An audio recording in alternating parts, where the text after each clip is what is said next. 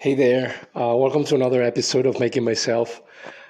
This one is going to be, I think, another interesting one. I'm going to be talking about spotlight effect.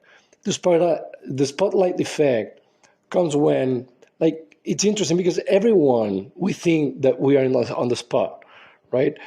We always think that somebody's watching.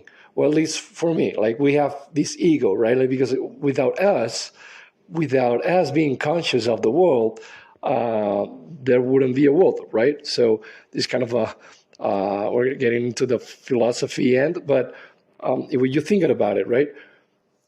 We're conscious of this world, and then since I'm conscious and I'm doing all this stuff, I'm always thinking that somebody's always watching me. And it's not really true. Like normally we think of these and we can defend this position, of course, from the psychological point of view, but not everyone is watching us. And if we think kind of carefully, right? Nobody or most of the people, they care about their own stuff. So although we think always that we're on the spot and everyone is watching us, uh, most of the people, they are thinking about themselves as well. So this spotlight effect, it's funny in its own way because we all think that everyone is watching us while everyone is watching themselves, right? So they don't have like enough focus so for like the rest of the world to be focusing on what you're doing or what I'm doing in that sense, right? Am I thinking from my own first person? Um, so it's kind of a funny effect, and I'm going to mention a few examples and how to tackle this one because many times when we are in a scenario where we feel like there's this spotlight effect, it brings a lot of bad things that can happen to us in terms of decision making, right? We go into the wrong scenarios. We make bad decisions because our ego gets on the way, and we start like discussing and having big arguments when we shouldn't really, because it actually doesn't pay off to be arguing about stuff. But because we have this spotlight effect, we make the wrong decisions. And I'm going to be talking about these ones. Hopefully, you'll find interesting.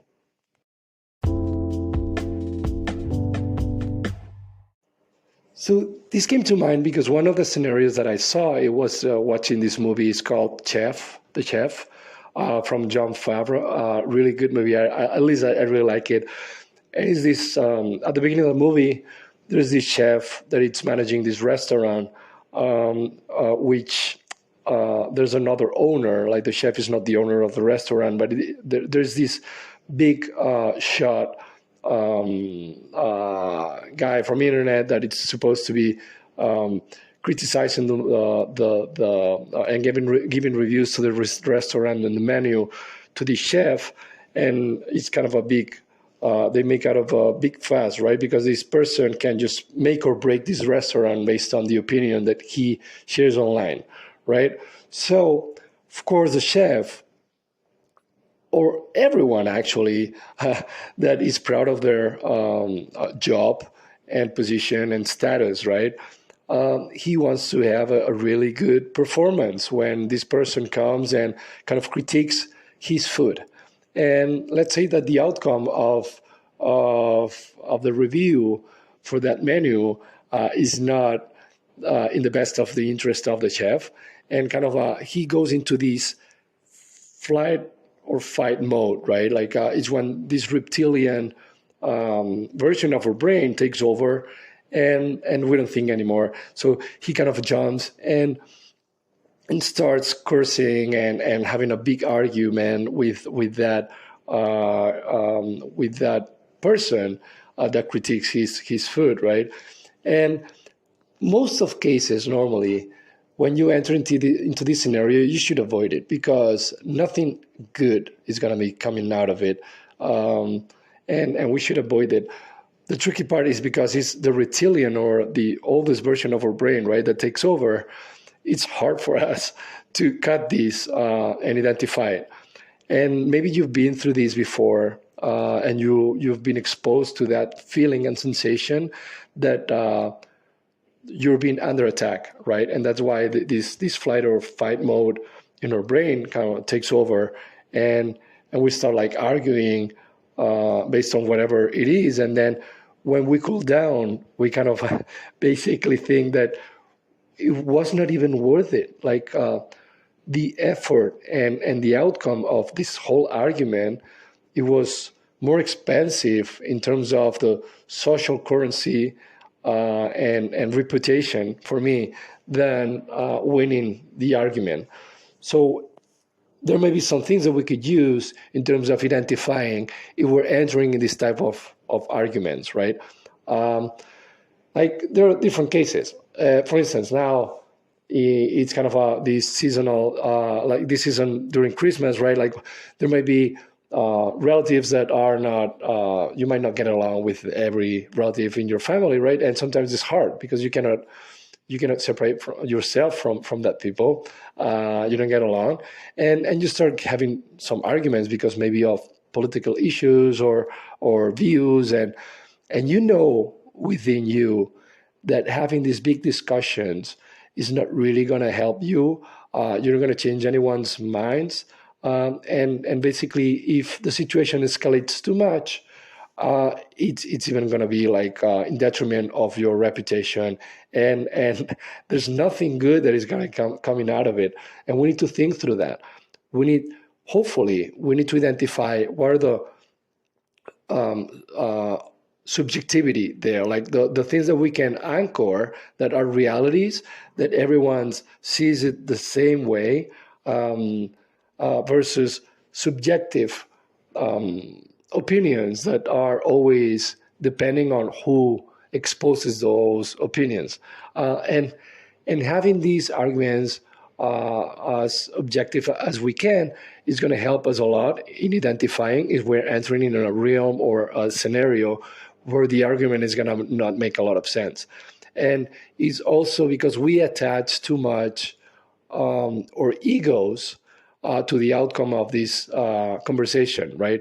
And that's when the spotlight effect, or that's why the spotlight effect comes in, because we think that we will be in a weaker position after we lose against an argument against someone because everyone else is watching, and we kind of this social currency that we worth ourselves too much might not compensate for, let's say, that we get into a physical fight. That doesn't make sense.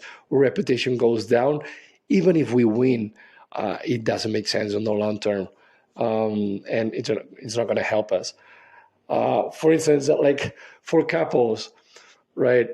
There's another typical scenario. Like we start discussing, and normally the way we can identify as well that we might enter into these types of arguments, it's because we have a high level of confidence with the people that we start talking to.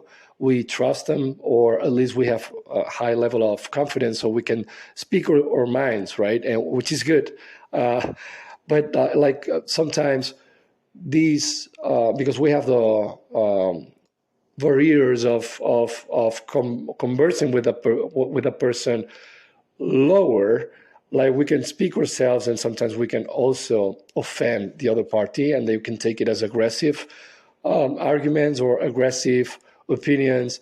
They can take it personally, and then the race is off, right? Like then it's hard for everyone to cool off. But if someone in that type of conversation de-escalates, it's kind of the more mature thing to do. And identifying that first, we have a high level of confidence with that person. And then second, we are kind of discussing about something that it's nonsensical, or it's just kind of me talking out of my ego because I just want to impact the conversation and my social network in a way that they see me as important, without thinking about the outcome or how I am thinking or how I am helping into adding value to the conversation and the people that is around. If you're not adding value and you're just thinking about your ego, that's normally one good signal that we should de-escalate, because again, normally something's not going to go good for that type of conversations.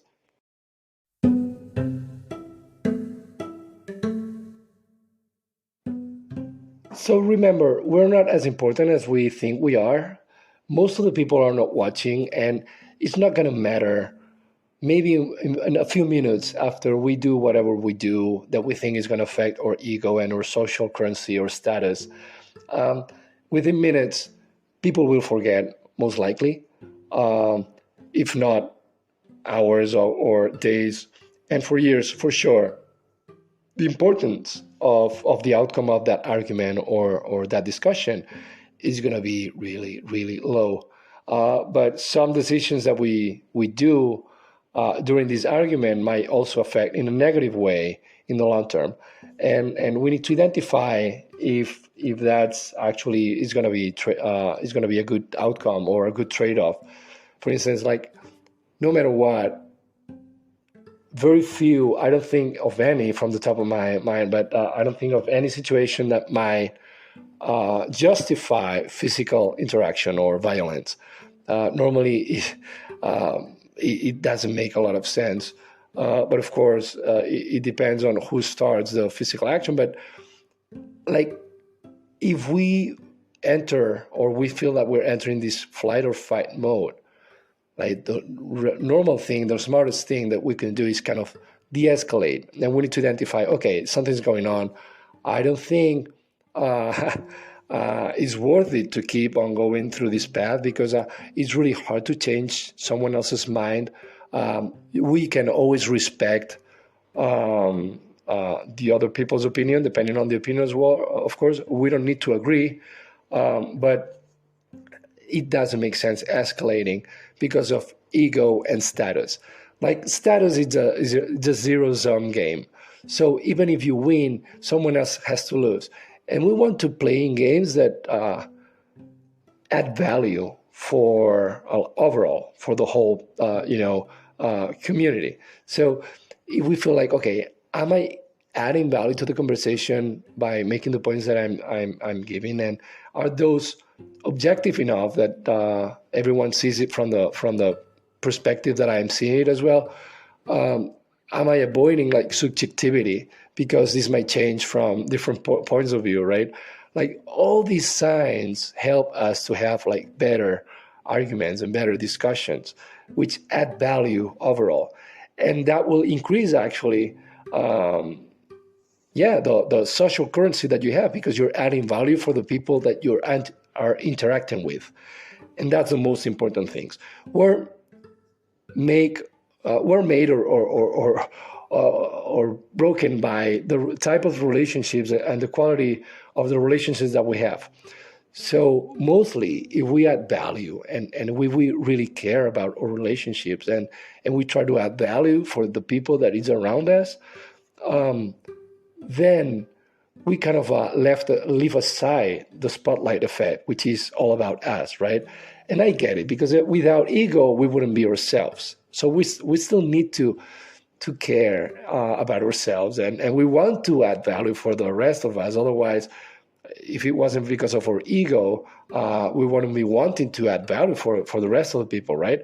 But there are ways that we can avoid situations where these flight and fight mode enters, and we start thinking on how to add value for our social network, which, by the way, is going to improve our lives as well. Because if your environment does better, you're going to do better as well. And this is the type of relationship that you want. And if you need to manage the relationships. If some of those relationships are too prone to have these like bad ego type of conversations or arguments, you just try to filter and leave aside and try to avoid these type of relationships. Some of the relationships you can make it easily, like but if you have like relatives that you need to go through, maybe in special dates like in Christmas or Thanksgiving, then you need to be polite and try to avoid this type of nonsensical arguments and conversations, despite of feeling, because this is a feeling really, that this person, who they think they are like the best and they know everything and whatever. Like, whatever we try, like no matter how much we try, this perception from these people is not going to change normally. So it doesn't make sense to try to argue with that people. So it's easier for us to identify these and kind of not escalate into situations that will not add value for the whole social group, which is what you want. And we need to keep caring about the people that we care, and try to add value to their lives. So I hope that this made sense, and it kind of it was interesting at least to think through this spotlight effect. Um, and I really would love for you to give me some feedback on it, and maybe you have like some requests on different scenarios that you might identify how to handle better, or how we can just kind of diagnose what we can do, and or prescript what we can do when these types of situations happen. Like this was made for you and for me as well, to think through how we can make better decisions and have higher quality lives with the people that we love as well. So thanks so much for listening. I'll see you next time. Take care. Bye.